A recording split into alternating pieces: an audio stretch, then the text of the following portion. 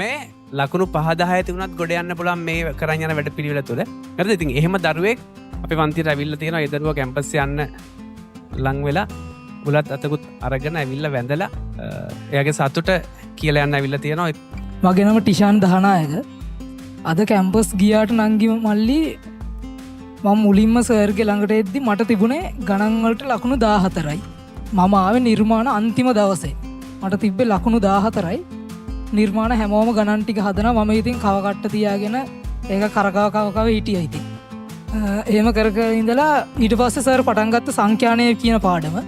සංඛ්‍යානය පාඩමේ sir මුල ඉඳලම ඒක කිව්ව හැටි මාරයි. මම දන්නේ සර් අපිට මාතයෙන් ගණන් 5-10ක් විතර හැදුව මාතයෙන් විතර.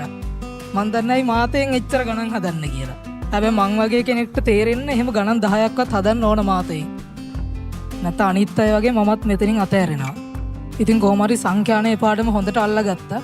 එතන ඉඳලා තිබිච්ච හැම පාඩමක්ම හොඳට කරා. කොහොම හරි සර්ගේ පන්තියට ආවට පස්සේ ලකුණු 14ක් තිබිච්ච මම 10 වසරේ මැද වගේ ආවේ. හොඳට ඉගෙනගෙන කොහොම හරි උපරිම කැපවීමෙන් වැඩ කරලා 11 වසරේදී ගොඩක් හොඳ ලකුණක් ගත්තා. ඒ ගත්ත ලකුණ තමයි ලකුණු 36ක්. ඉතින් මට හොඳයි බං මට 14නේ තිබ්බේ. 14 දිගට ලකුණු 36ක් ගත්ත කොහොම හරි. ලකුණු 36ක් අරගෙන අන්තිමේට ඊට පස්සේ ලකුණු දෙවෙනි වාරයේදී මම ලකුණු 50 ගාණක් ගත්තා. 56ක් දකෝද මට මතකයි 51ක් හරි. දෙවෙනි වාරයේදී ලකුණු 50 ගාණක් ගත්තා.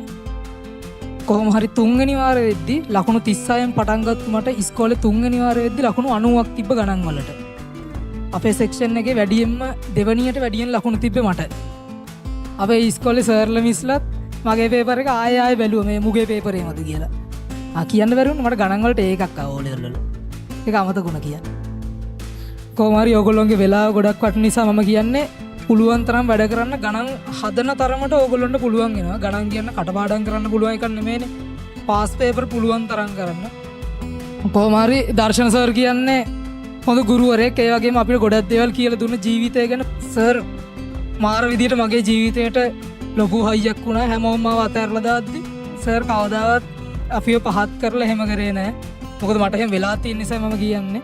කොහොම හරි අන්තිම තෑග්ග මම ගත්ත කියලා හිතනවා ඕලෙවල් වලට ඒකක් අරගෙන. සහ අද මම කැම්පස් තේරුණාට පස්සෙත් සර්ට කියන්න ප්‍රධානම හේතුවක් තමයි ගණන් බැරි වෙච්ච මම කම්පියුටර් සයන්ස් and මැතමැටික්ස් තේරලා තියෙනවා. ඒකට ලොකුම හේතුවක් තමයි දර්ශන සර් කියන්නේ. සර්ට ගොඩක් පිං මං වෙනුවෙන් කරපු හැම දෙයකටම. ඒ වගේම තව ගොඩක් ළමයින්ගේ අස්පාදන්න පුළුවන් වෙන්න කියලා මම සර්ට ප්‍රාර්ථනා කරනවා. ගොඩක් පිං සර් කරපු හැම දෙයකටම.